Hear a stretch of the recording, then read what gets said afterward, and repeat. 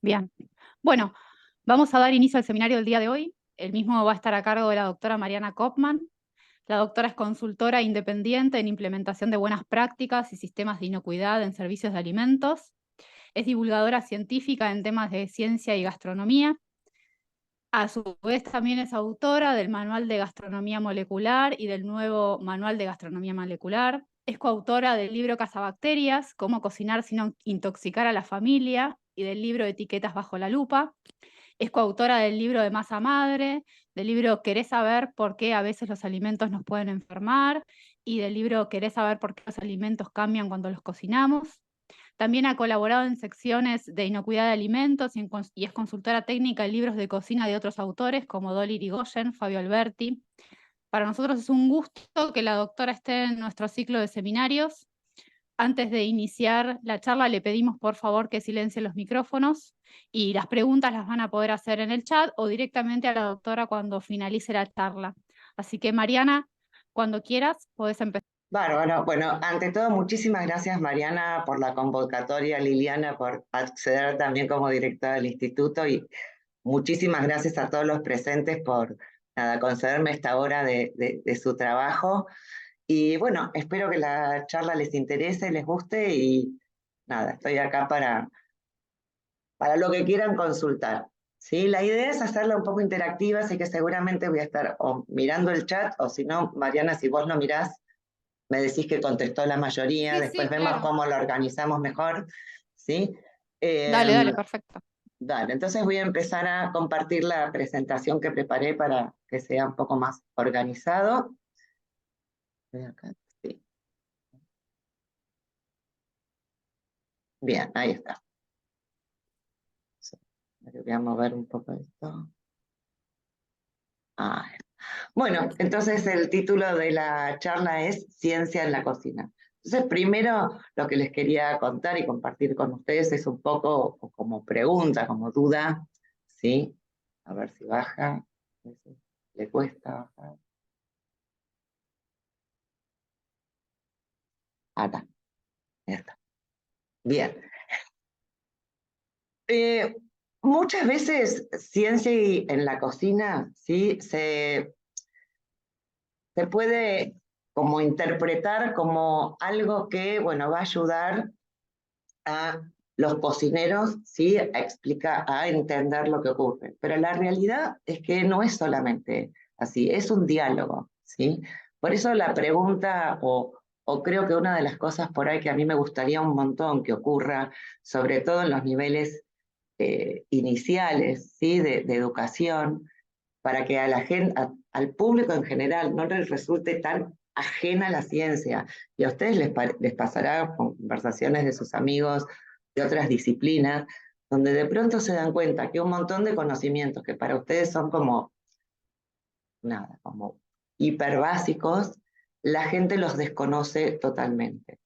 Entonces, me parece que la gastronomía o la comida es una herramienta increíble, ¿sí? Para poder explicar ciencia a través de un ejemplo muy cotidiano, ¿sí? De lo que ocurre todos los días en nuestra vida. ¿Qué áreas de la ciencia abarca? Y la verdad que prácticamente todas. O sea, como ejemplo gastronómico, uno puede hablar de diluciones, puede hablar de sistemas complejos, puede hablar del concepto de calor, puede hablar de microbiología, puede hablar de biología, puede hablar de botánica, puede hablar o sea, de prácticamente todo lo que atañe a la vida cotidiana con el agregado de una explicación científica. O sea, me parece que sería muchísimo más sencillo adquirir esos conocimientos, ¿sí? Desde algo que resulte un ejemplo muy, muy cotidiano, ¿sí? Les cuento un poquito antes de empezar directamente en la charla, medio cuándo empieza este movimiento que hoy ya está realmente muy, muy establecido y que también tuvo como algún periodo eh, como complicado. Ustedes, como dijo Mariana, vieron que tengo dos libros que se llaman Manual de Gastronomía Molecular y otro se llama Nuevo Manual, que en realidad es manual 2, pero no importa, le pusieron el título nuevo manual, porque en un momento hubo una explosión dentro de la gastronomía de la aplicación, digamos, de hacer cosas novedosas y diferentes y nuevas, gracias a que a ver, algunos cocineros estado en contacto con científicos que hicieron, como los cocineros son súper juguetones, si vos le decís que usen las cosas de una determinada manera, probablemente la usen de esa, pero muy seguramente la van a usar de 1000 otras que probablemente a nosotros desde una cabeza más científica no se nos hubiera ocurrido, ¿sí? Esto fue alrededor de los años 2003, 2004, hubo un periodo así como de super auge hasta el 2009, 2012, 13, y de pronto ese estilo de gastronomía empezó a dejar de estar de moda, ¿sí? Entonces, mucha gente en ese momento fue como que, digamos, fue como un rechazo a la ciencia por decir tenemos que volver a lo natural. Resulta que cuando volvieron a lo natural, por suerte, empezaron a hacer fermentaciones. Eso fue genial y empezó a volver la masa madre. Y resulta que para poder entenderla y manejarla, volvés a necesitar, ¿sí?, de la microbiología y volvés a necesitar entender cómo se comportan las cosas. Así que este fue un poco como un periodo de mucho amor y un periodo de desamor, y ahora por suerte nos encontramos en un momento donde vuelve a ser aceptado. Pero volviendo un poco a la historia, uno de los libros, si les interesa realmente este tema, que les súper recomiendo, es el libro Food and Cooking, que la primera edición es de 1984. ¿Sí? Harold McGee es un escritor. Yo a esta altura no me animo a decir que no tiene una base científica, digamos que no tiene una formación científica tradicional, podría decir. Tiene una reedición del 2004 y recién fue editado en español en el 2007, que se llama Ciencia y Cocina, algo así, bueno, pueden conseguir. Y todo surge, digamos, los primeros encuentros realmente, o sea, este libro del 1984 fue como, digamos, el primero importante de su estilo, porque no era un libro de tecnología y no era un libro de cocina, ¿sí? Esto es donde empieza a juntar, ¿sí?, la cocina con la tecnología y la ciencia. Ya había científicos interesados y en 1988 se publica el libro By the Crackling is Superb, que está hecho por Nicholas Curti y su mujer. En él convocan a los miembros de la Royal Society, ¿sí?, de Inglaterra, a que cada uno escriba algo de lo que le pareciera en cocina, y en 1992 él organiza unos encuentros en Elche, donde convocan a cocineros y científicos. El estallido mundial fue gracias a Ferran Adrià, ¿sí?, cocinero de Barcelona, cuyo restaurante fue el mejor del mundo durante muchísimos años, que lo cierra en el 2011. Ahí hubo mucha disputa entre si eso era cocina, que no era la cocina tradicional, que venía la industria, que los ingredientes, que un montón de todas estas cosas que hoy igual siguen circulando, si lo industrial es malo, bueno, que natural es siempre bueno. Pero volviendo al mundo, ¿no?, como de la ciencia y la gastronomía, yo creo que uno de los pasos más importantes también para hacer, como a terminar de tener un reconocimiento como disciplina, ¿sí?, se abre cuando la Universidad de Harvard convoca a Ferran Adrià a ayudarlos a generar un curso, que es este que está acá, Science and Cooking, y se llama desde de la materia blanda a la alta cocina, o de la alta cocina a la materia blanda, donde es un curso de física de la materia blanda, pero cada clase inicial está dada por un cocinero reconocido, ¿sí?, introduciendo un tema, puede ser espumas, emulsiones, fermentaciones, el barbecue, lo que fuera.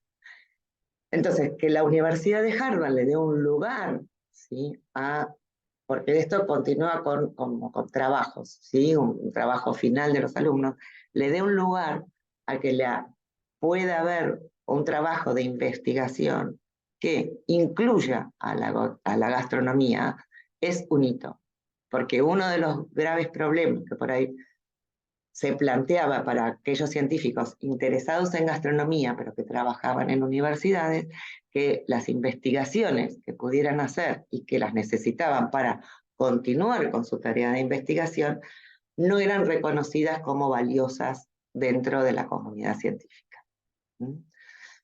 Acá, o sea, hay millones de gaps, ¿sí? Que me mandé, pero me parece que es como lo que más condensa un poco la evolución histórica. Desde el 2019 se organiza en Barcelona, ¿sí? El Congreso de Science and Cooking, al que, bueno, formo parte de la organización y al que voy todos los años, y la verdad es un placer poder encontrarse. En la primera edición fue muy lindo, porque, bueno, nos encontramos con todos aquellos que en las épocas de apogeo de la cocina molecular, gastronomía molecular, ya nos habíamos conocido, y bueno, volver a ver que muchos seguíamos teniendo la misma pasión, ya sea por divulgar o por seguir con las investigaciones, y bueno, este congreso se está como estableciendo cada vez más, que este año es la 4ª edición, así que es un poco este área que por ahí para los científicos no resulta tan conocida, y tampoco para los cocineros, ¿sí? O sea, como que por ahí para muchos es algo que quieren, pero también por esta formación básica que por ahí han tenido en la escuela, hay ciertos conceptos científicos que son como muy alejados. Bien, entonces ahora vamos a lo más divertido, ¿sí? Que son los experimentos.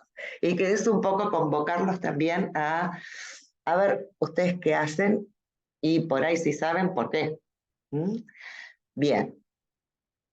Cuando uno cocina una carne, un bife, hablando en general, vamos a hablar más que nada de un bife a la plancha, yo les pregunto, si quieren para que lo anoten y lo pongan al final, o vemos si, después Mariana vos me decís si hay muchas contestaciones en el chat, y vemos, ¿cuándo le ponen la sal?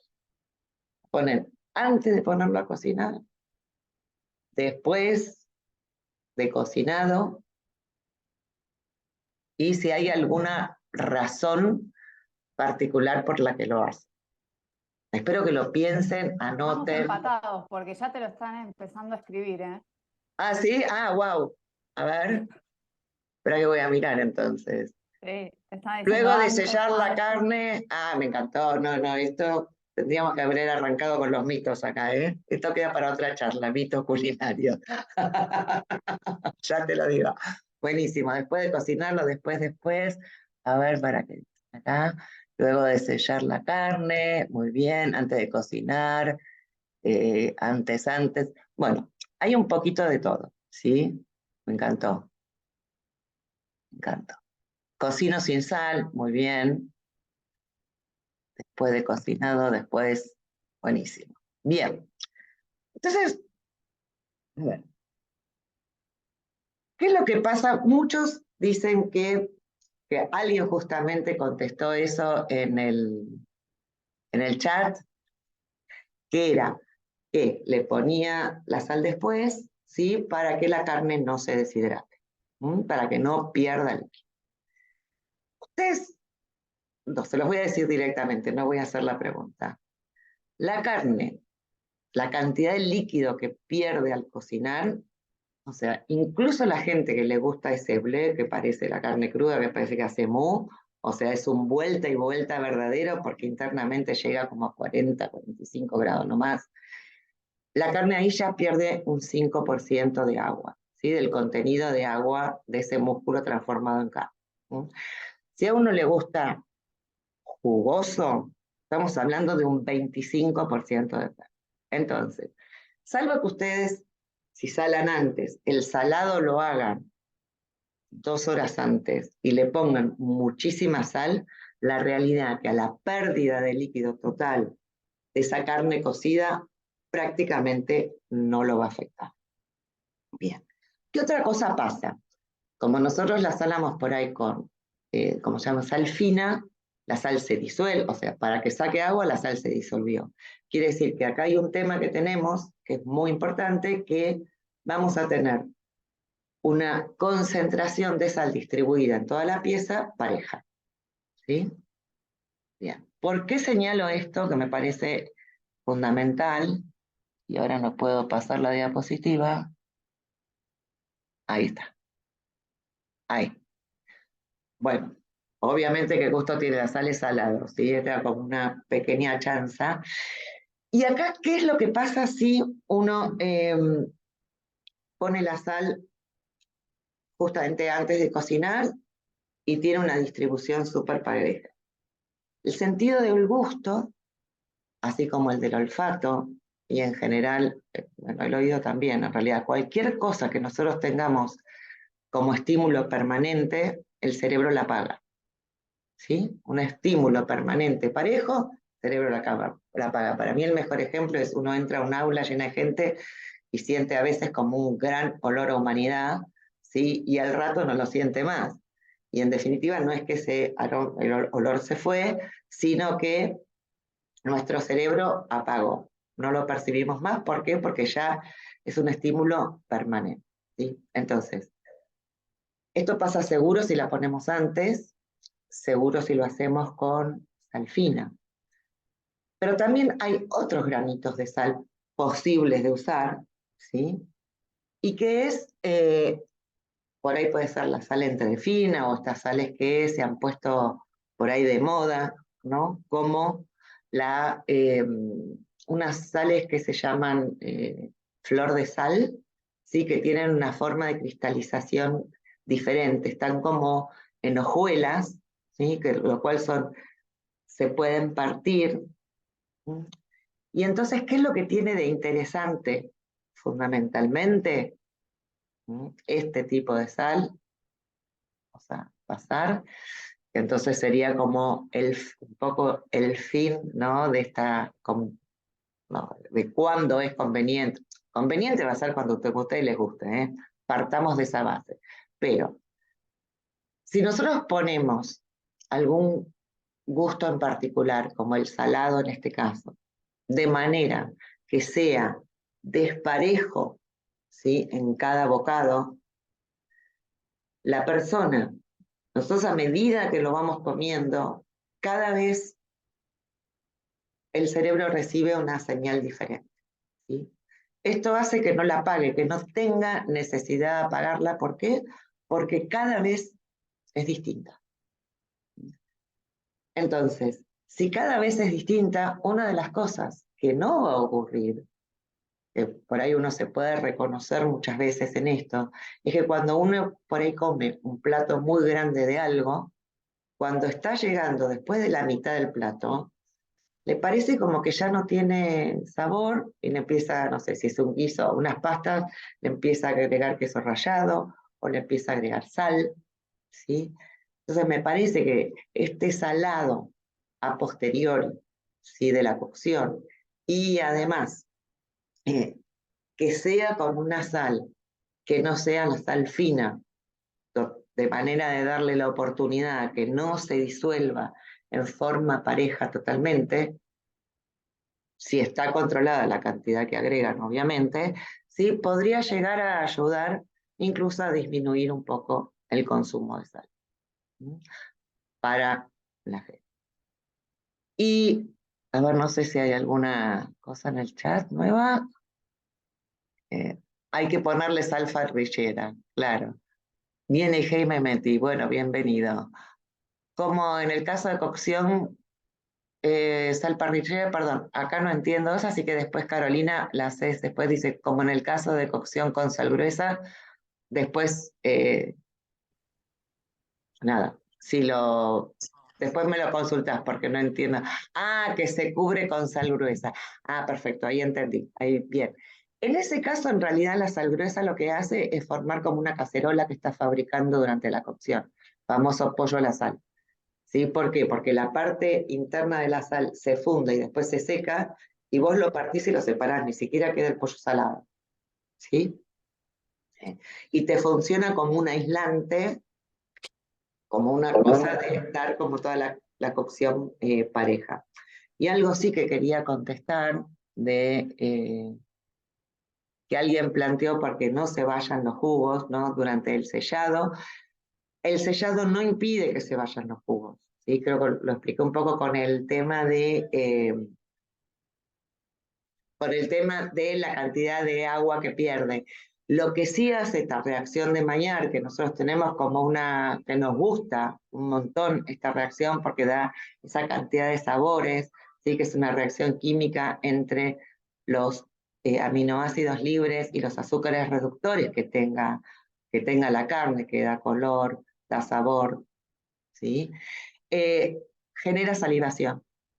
Entonces, como genera salivación, nosotros sentimos que la carne es más jugosa, pero no es que tenga más agua, ¿sí? Para nosotros el jugoso o la jugosidad es la sensación en la boca, ¿sí? No es el contenido concreto, ¿sí? De agua que tenga el alimento, muchas veces. Por supuesto, la cantidad de agua que tiene el alimento contribuye también, pero no es exclusiva. Después, si nos da tiempo, por ahí podemos usar, si me lo recuerdan, otros ejemplos de esto que son interesantes. Bueno, seguimos un poco con la reacción de Maillard y acá va un poco de cuál sería también que me parece la utilidad, ¿no? De estos conocimientos científicos y cómo pueden aprovecharse, ¿sí? Relacionados con la gastronomía eh, para, por ejemplo, mejorar la costra de un pan. ¿Sí? Voy a mover un poco esto, no veo, perdón.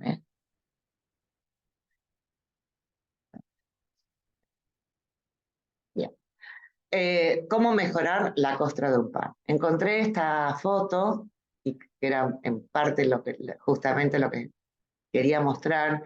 No sé si hay alguien celíaco dentro del público, pero bueno, la preparación de panes para celíacos realmente es un desafío muy, muy, muy interesante. Para mí fue maravilloso meterme en este mundo, que fue gracias a una amiga y cocinera que es Alejandra Temporini, que es divulgadora, digamos, es cocinera y es divulgadora de la cocina sin gluten, y bueno, gracias a ella me introdujo en este mundo. Y una de las cosas, ¿no? Como que charlábamos y que veíamos, y que yo veía en algunos panes, no los de él la verdad son maravillosos, pero como una de las cosas que siempre le falta o es lo complicado de conseguir a veces es la costra, ¿sí? Sobre todo además para los celíacos que inician, o sea, que recién tienen el diagnóstico, ¿no? Inician con la dieta, porque muchas veces estos panes, justamente para que tengan costra y para darles un poco también de, ¿cómo se llama?, de generación de espuma dentro, se adicionan con huevo o sobre todo leche en polvo.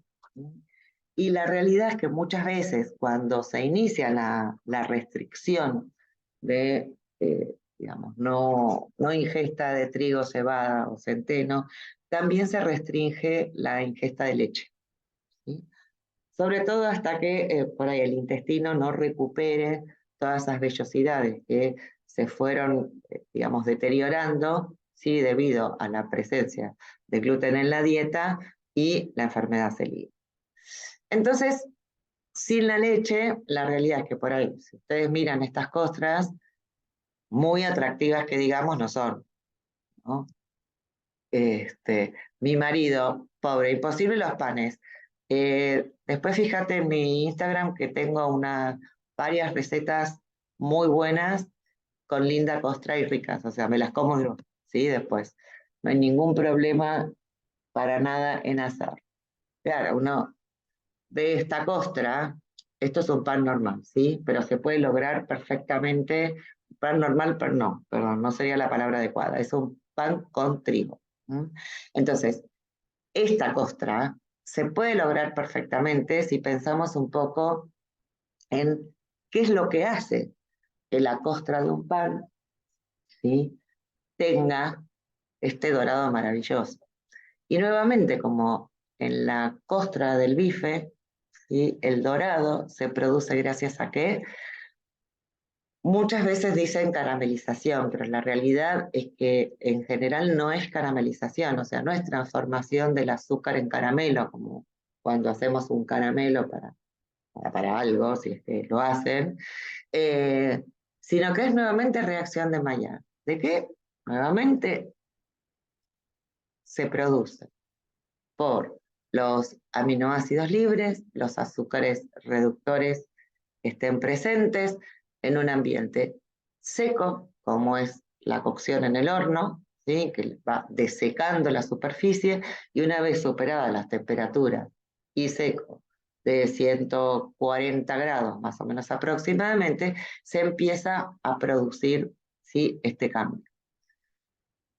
¿Qué es lo que le ocurre los panes en la mezcla de panes para celíacos? El problema, sí, es que se usa almidón, en general se usa almidón de maíz, fécula de mandioca, si consiguen fécula de papa, que no hay demasiadas que tengan sello en el día de hoy, y harina de arroz. Estos serían como los ingredientes más típicos y más habituales. Y más allá que el grano de arroz tiene como un 12, 14% de proteínas, no hace buena reacción de Maillard. Entonces, si uno se pone a buscar, ¿sí?,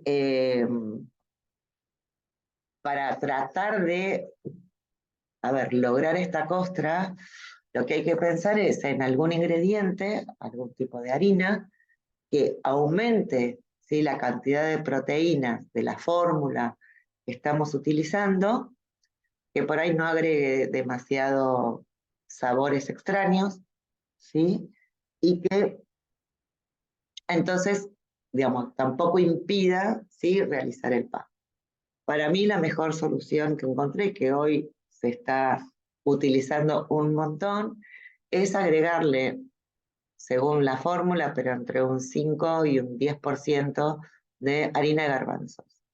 La harina de garbanzos que se usa, no el Fainalín que tiene un poco de trigo, pero harina de garbanzos se consigue bastante fácilmente. Hoy por hoy, gracias a todas las luchas de la comunidad celíaca, la verdad que hay un montón de opciones de proteínas aptas para celíacos provenientes de otras legumbres, y el agregado entonces de cualquier harina de legumbre a estos panes, la verdad que hace un cambio enorme en la costra. O sea, hace un color dorado, hermoso, que la costra en definitiva, salvo que sea de panes de larga fermentación, es hoy por hoy lo que más le da sabor al pan. ¿Mm? Entonces, me parece que esta es otra de las cosas súper, súper interesantes, ¿sí?, que podemos lograr teniendo, ¿no? O sea, entendiendo un poco toda la química y la fisicoquímica y algunos de los procesos, ¿no?, que necesitamos lograr para determinados alimentos, y poder tratar de encontrar una buena solución para mejorar, por ejemplo, estos panes. Realmente se logran, les juro por Dios, unas costras hermosas, y bueno, después hay que usar otros ingredientes para el alveolado, para lo que fuera, pero bueno, es cuestión de introducirse en ese mundo, que la verdad, lo que también me parece súper interesante es que uno empieza a usar una diversidad de cereales, ¿sí?, Eh, y legumbres que por ahí en otro momento ni se nos, y pseudo cereales, sí, que por ahí en otro momento ni siquiera se nos hubiera ocurrido introducir en nuestra alimentación. Por ejemplo, en mi caso, yo conocía de hace 1000 años, nada, después como que lo perdí de vista, digamos, en la alimentación, que era el trigo sarraceno, y yo hago unos panes que me encantan, ¿no?, los panes así, que lo hago o apto celíaco o no apto celíaco, o sea, con trigo, que es con granos cocinados de trigo sarraceno. La verdad que se puede usar para hacer tipo risotto, para hacer un montón de cosas, bueno, que el risotto también, pero no importa. Algo interesante que me parece es que empezamos a tratar de encontrar y descubrir nuevas opciones, haciendo que nuestra alimentación sea un poco más variada, que me parece que es algo interesante, que por ahí no todos tendríamos que intentarlo, ¿no?, en nuestra vida cotidiana. Bien. No sé si hay alguna pregunta. Por el momento, no. Por el momento estamos bien. Sí. Bien, perfecto, perfecto. Bien, y ahora como último se ve que me gusta el crocante, ¿no? Porque ayer recién cuando estaba volviendo a mirar, digo, no pensé que había tan hilo conductor donde todo reacción de Maillard que le estoy buscando. Bueno, el crocante culturalmente a los argentinos nos gustó un montón y en general a Occidente, ¿no? Hay otras texturas que por ahí para nosotros, por ejemplo, no son tan aceptadas como las texturas más gomosas o más como hervido, ¿no? Que por ejemplo en la cultura oriental de algunas zonas sí son muy apreciadas. A nosotros tanto eso, la verdad que no nos pasa.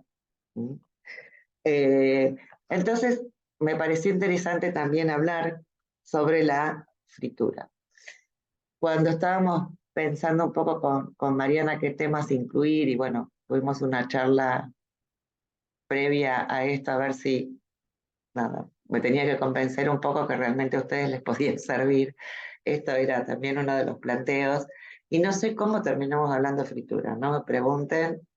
Y la verdad que una de las cosas que yo siempre observo es, o por lo menos que me llama la atención, que vieron que la fritura hoy es como un método de cocción que es como, estás por cometer el pecado capital y vas a ser condenado al infierno, ¿sí? Por varias generaciones, o vas a tener que hacer la maratón de Buenos Aires para bajar los efectos de la fritura esta, ¿sí? Porque te comiste aceite, frito, toma.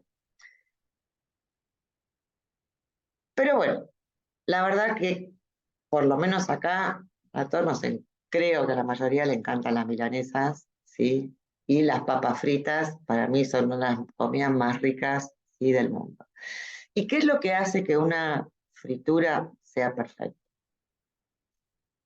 Por un lado, tiene que tener, o sea, una costra crocante, el alimento no tiene que estar embebido en aceite y a la vez tiene que estar totalmente cocido. Por eso, en general, todo aquello que se fríe no es muy voluminoso, ¿sí? Y si es voluminoso, por ejemplo, como en el caso del pollo frito, hoy por hoy se usan, por ahí no sé si lo saben, freidoras de alta presión. O sea, mientras se está friendo, es como una olla a presión, con lo cual el agua del pollo, ¿sí?, se cocina bastante más rápido. Entonces, de esa manera se logra que la fritura no lleve tanto tiempo y que no se pase, o sea, que no tengamos una costra quemada, pero sí logremos, ¿sí?, un producto cocido totalmente en el interior. Entonces, para lograr esto, dependiendo del alimento, las papas fritas se fríen en general directamente, pero la mayoría se le hacen, ¿no?, algunas cubiertas para lograr justamente que el producto quede, ahí va, como esta croqueta, por ejemplo, no, donde tenemos un producto tierno y cocido adentro con una costra dorada y crocante en la cual hemos logrado que el producto no sea una bola de aceite. Y a pesar de lo que muchas veces se piensa, justamente el lograr esto implica usar mucho aceite, ¿sí? En realidad, en parte era esto lo que les quería contar. O sea, para lograr una fritura que no absorba demasiado aceite y que quede como todas estas descripciones que logramos, que estuvimos diciendo, necesitamos una fritura profunda. ¿Por qué? Fritura profunda de alta temperatura. Nosotros necesitamos que la transferencia de calor y el secado de la superficie sea rápido. O sea, necesitamos una formación de una costra, aunque todavía no esté dorada, rápida. ¿Para qué? para que cuando el agua interna del alimento, ¿sí?, se empiece a hervir, o se empiece a evaporar adentro del producto, salga, ¿sí?, el vapor. Sale toda esa espuma que nosotros vemos cuando comenzamos a freír algo, sí, tiene que ver justamente con la salida de vapor interno del alimento, o sea, ese agua que está escapando, que mientras siga escapando, no va a permitir que ingrese aceite adentro del alimento. ¿Mm? Si nosotros, por ejemplo, hacemos, como mucha gente dice, no, me gustan las milanesas, pero las voy a hacer al horno, les puede gustar, en general se secan bastante, con lo cual muchas veces lo que yo veo que la gente hace, le tira un montón de aceite a la placa, le tira aceite por encima, ¿sí?, esa milanesa, y lo que termina haciendo, como entra todo a baja temperatura, ese alimento absorbió todo el aceite que le puse. Honestamente, si es más o menos, va a depender un poco de lo que pongan, pero creo que se puede, ¿cómo? O sea, satisfacer ese deseo de comer algo frito y dorado, ¿sí?, realizando una fritura como corresponde, es una fritura donde nosotros hecha en profundidad, o sea, tenemos un volumen de aceite importante, el aceite está a unos 180 grados, entonces en cuanto se empieza, lo ponemos, hace bastante espuma, por lo tanto tenemos que, digamos, hacerlo en una, por ahí, olla más grande, y de esa forma, mientras el producto se está cocinando y sigue saliendo vapor, estamos bien. Por ahí, si el producto es medio voluminoso y está crudo adentro, se puede bajar un poco la temperatura, o muchas veces ya baja incluso por agregar productos fríos, entonces no es necesario, ¿no?, bajar el fuego para no seguir entregando calor y que el aceite se queme o se transforme en algo que sea perjudicial. Y de esa manera vamos esperando que se termine de cocinar el producto, se haga una buena costra dorada, y en cuanto esto está, ¿sí?, se deja escurrir un poco en el aceite caliente para que no vuelva a absorber, se pasa por un papel y a disfrutar, ¿sí?, de unas bellas papas fritas perfectas. Que bueno, esto sería tema de otra charla también, las papas fritas perfectas, sí, para cada uno. Así que, bien. Eh, pero no, si quieren, no, vamos a incluir acá el tema de las papas fritas. ¿Cómo hacen las papas fritas? Va, hacen papas fritas, empecemos por ahí, porque ya casi nadie hace papas fritas, pero cada vez que va a un restaurante pide papas fritas. ¿Quién cocina papas fritas? Me parece Nadie. que esto, ay, cada tanto te dicen algo. Al horno, Claro, te están diciendo. al horno, ok. Pará, te dijeron al horno y te dicen, pero no me queda claro si es mejor. Las papas al horno, si vos le dejas abajo nada más aceite, sí, porque el resto a ver, no tenés parte de aceite en toda la superficie, ¿sí? Eso seguro. Entonces al horno, pero que no quedan como fritas, porque vos le haces como una cubierta así, después le pones un poquito de aceite, entiendo que lo hace así, ¿no? Al hacerlas al horno, pones un poquito de aceite y listo, ¿no? Ay, perdón, ¿puedo hacer la pregunta mejor Tenés por varias teléfono? respuestas. Ah, sí. A ver, Perdón, yo fui el que dije lo de las papas al horno. Yo le bien, hago bien, un, bien. yo le hago un pretratamiento. Las pongo en agua muy caliente primero, 10 Sí, minutos, sí, le saco un poquito el almidón, ajá, después las seco, las pongo en un bol y le pongo un chorrito de aceite y las embebo todas en aceite y ahí las pongo al horno caliente. bien, Me quedan muy crocantes. No sé si buenísimo. como en el frito, en el sartén, pero me quedan bastante bien. Pero no sabía si eran más sanas o no, no sé. Eso la verdad después habría que ver yo, pero no, a ver, seguramente como vos la haces, si pones aceite solamente en la base, sí, porque más allá que vos hagas una pequeña cobertura, acá mientras se está formando la costra absorben un montón.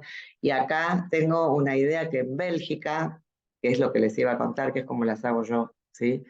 Que dicen que tienen las mejores papas fritas y hacen una doble fritura a 2 temperaturas diferentes. Yo hago una doble cocción, no una doble fritura, ¿sí? Que es una opción y quedan increíbles, ¿sí? Que es un poco, a ver, Eduardo, vos lo pones en agua muy caliente, agua hirviendo le pones o agua sola, la primera parte, Eduardo. La primera parte es agua hirviendo más o menos 10 minutos, Ah, ok, perfecto. pero Bien, no en la cocina hirviendo 10 minutos, sino que le pongo agua hirviendo y las dejo reposar en esa agua. perfecto, perfecto. O sea que le baja un poco la temperatura. Vos ahí lo que estás logrando, que es súper interesante, a ver, el almidón tiene como, eh, el almidón para poder digerirlo y lo que le pasa en la cocción, por eso nosotros no comemos ningún producto que tenga almidón crudo en cantidad mayor al 30%, 20 y pico por ciento, porque es totalmente indigesto, ¿sí? Entonces vos lo que estás haciendo ahí es gelatinizando, ¿sí? Que así se llama, el almidón de toda la superficie. Porque seguramente cuando empieza, o sea, ese calor, vos necesitas digamos, ese fenómeno empieza a ocurrir entre los 56 y los 70 grados, o sea que va a ocurrir solamente en la superficie de la papa. En cuanto se empieza a transferir el calor, obviamente, digamos, esa energía se pierde en la mayor parte de la superficie. Entonces, ahí tenés 2 cosas. Esa gelatinización del almidón hace que se cocine, y por otro lado, mientras vos la secás y esa parte seguramente se enfría porque la sacaste del agua caliente, estás esperando o sea, simplemente al distribuirla se va a enfriar, ese almidón gelifica, ¿sí? Entonces seguramente tenés una cubierta muy pareja, ¿sí? Porque después te vas a encargar de dorar, ¿sí? Algo que ya está formado un gel, ¿sí? Por sobre la superficie de cada papa. Ese gel además seguramente impide que la papa se te seque demasiado durante la cocción y mantiene la humedad adentro. Entonces, el principio de esta doble cocción, la tuya no es como completa, pero por ejemplo, cuento lo que yo hago, que es la manera que más me gustan las papas fritas, yo cocino la papa entera, eh, la hiervo, o sea, la hiervo, la papa entera con cáscara, la enfrío, cuando está fría la pelo, sí, el almidón retrogradado, pero, perdón, no necesariamente, perdón que vi una pregunta, tengo que cerrarla porque si no, no termino el concepto. Voy a cerrar la pregunta para no distraerme, perdón. Eh, entonces yo las cocino con piel enteras, cuando se enfrían las pelo, las corto y en general las pongo en la heladera o mejor aún en el freezer, ¿sí? Y después, desde el freezer, toda la papa ya está cocida, le hago una fritura profunda. O sea, en vez de hacer esta doble cocción con fritura, que también es uno de los métodos que, digamos, tiene como que le parece que queda mejor, Heston Blumenthal, un cocinero inglés muy conocido bueno, muy conocido durante toda la época de gastronomía molecular y que tiene unos programas espectaculares de la BBC que si los buscan creo que siguen estando en YouTube, muy buenos, hace también con una doble fritura. Es más trabajoso y la verdad que hirviéndolas, esperando que se enfríe, después cortarlas, que aparte se cortan mucho más fácil, no se desarman, y después congeladas y cocinadas en el momento, quedan increíbles, pero increíbles. El día que se decidan hacer papas fritas, que para uno como es toda una decisión, no es que uno dice, ay, hoy llego a casa y hago papas fritas, sí, porque va a tener que comprar la papa, va a tener un montón de aceite que por ahí no tiene en general tanto en la casa, o sea que va a tener que hacer una preparación. Total, con prepararlo esto el día anterior, es genial, sí, quedan increíbles. Los Perdón, tips que es estás más, tirando, dicen, ¿qué? Perdón, no, dicen además que el surgimiento de la papa frita, ¿sí? Que por eso se llaman French fries, fue porque algún cocinero, no me acuerdo muy bien qué le pasó, pero había cocinado un montón de papas y las tenía que servir, y no sé si apagó el fuego, lo único que tenía era cosa, y las hizo, la de papa hervida, las metió en el aceite. Y así surgen las papas. O sea que sería como volver el método original. Eso cuenta la historia, no verificada. Te decía que tu tema de ahora de las favoritas está dando que hablar porque te están preguntando en el chat algunas cosas. Que cuánto Vamos. tiempo las llevas al freezer. Ok, Nos ahí voy preguntan. porque... Bárbaro. Genial. A ver. Eh, ¿Cuánto las cocinas? ¿Cuánto la cocinas la papa entera en agua? ¿Hasta qué punto? Sí, totalmente. Cocción al vapor puede ser perfectamente. Puede ser cocción al vapor o en agua. Yo la cocino hasta que está cocida, o sea, hasta que le clavo un palillo y entra. O sea, que la papa esté cocida. O sea, yo no quiero que la etapa de fritura sea para generar cocción. Quiero que la etapa de fritura sea simplemente para recalentar, ¿sí? Y para lograr una buena costra. Bien, después, ¿por cuánto tiempo? Mira, yo las dejo hasta, la verdad que siendo chicas, eso sí, ojo, para que no se rompa, yo le pongo como un papel Folex, ¿vieron? De esos, como que cuando les dan cuando comida hecha, ¿sí? Un papel Folex y las pongo sobre una tabla de picar finita y así las congelo para después poderlas separar fácil, porque si no, a veces al separarlas de la base se rompen, ¿sí? Eh, a ver, el almidón retrograda después al tiempo. O sea, el almidón, acá preguntan esto, ¿no? Primero tiene que gelatinizarse, o sea, absorber agua. Entonces piensen, tenemos un gránulo de almidón que tiene amilosa, amilopectina, tiene que entrar agua y permanecer en calor para que todo el gránulo y todo ese almidón totalmente cristalizado, ¿sí? Pueda absorber agua. Entonces eso es lo primero que ocurre, que eso lamentablemente se llama gelatinización, ¿sí? Una vez que se enfría, si hay amilosa, que todos hay, salvo en esos cereales serios, que no tienen. La amilosa lo que hace es forma un gel, o sea, todas estas, almidón no sin ramificar, ¿no? Entonces todas estas cadenas largas de amilosa vuelven a encontrarse porque paró el movimiento interno, porque dejamos de dar calor, entonces vuelven a encontrarse y forman un gel. Para que retrograde tiene que pasar más tiempo, ¿sí? O sea, uno considera que se enfrió y formó un gel, y la retrogradación, ¿qué significa? Que como las amilosas antes eran amigas y ahora tienen agua entre medio, pero siguen siendo, se siguen acercando, como cualquier gel que se sigue acercando y pierde agua, a eso se le llama el almidón retrogradado. Eh, a ver, y después ¿Sabes preguntaba, qué te preguntan, Mana? Que quedó como más abajo, si hay una sí, diferencia entre las frituras en aceite vegetal y grasas animales, porque también te dijeron que algunos fríen en grasa. sí, a ver, a mí en grasa me parece como demasiado, demasiado pecado, ¿sí? O sea, pero la realidad es que estamos hablando de una fritura donde vas a comer un montón de aceite. La realidad es que, a ver, por acá hay un nuevo mensaje, igual ya pasó a la... Sí, bueno, acá dice perfecto, gracias. Hay alguna, bueno, aceites vegetales y grasas animales, sí. A ver, la fritura en grasa yo creo que tiene que ver más, a ver, con algo tradicional. ¿Y cuál es la posibilidad? Un aceite vegetal necesitas, eh, salvo el de oliva, que lo puedes prensar y obtener, el resto necesitas una, ¿cómo se llama? Una industria para hacerlo. No es que puedes obtener aceite así tan fácilmente, ¿sí? Entonces entiendo que la fritura en grasa tiene que ver de tener la grasa animal como muchas veces más fácilmente asequible, ¿sí? Como tradicionalmente hablando. ¿Mm? Y después seguramente, y esto la verdad que no lo tengo presente en este momento para nada, habría que buscar, es a qué temperatura empiezan a deteriorarse. ¿Mm?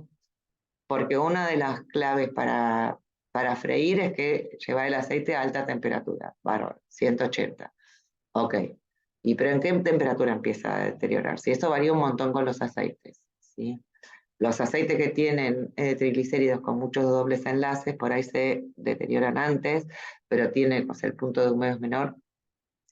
Y acá también tiene que ver con estas frituras que uno va a veces repitiendo, que hoy no es habitual, ¿sí? Pero antes en las casas se guardaba el aceite para seguir friendo.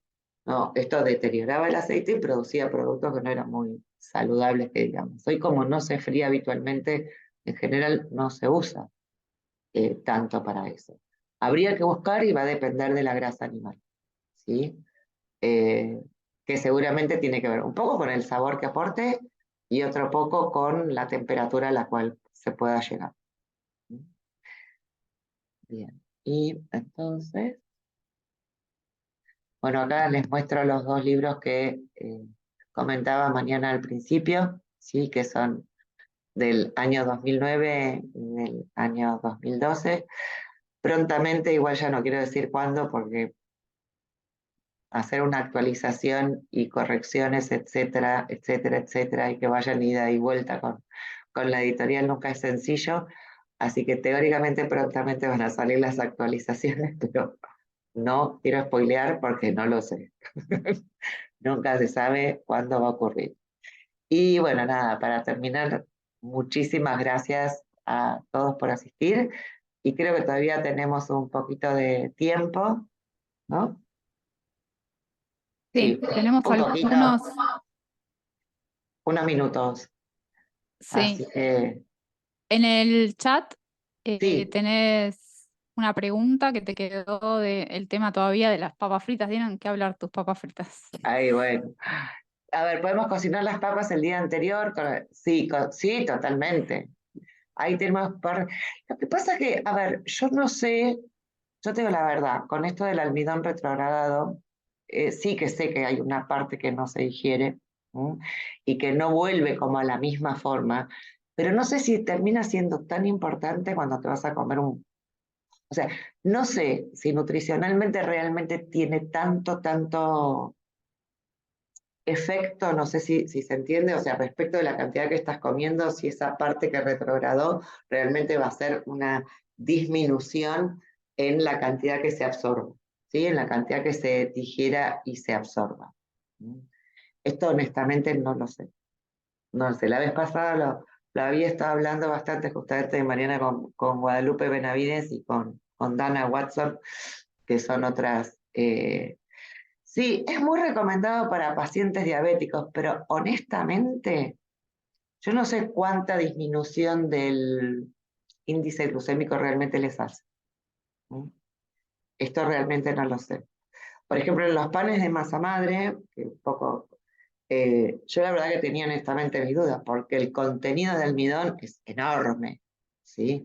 Y encima el almidón está como más digerido por la larga fermentación.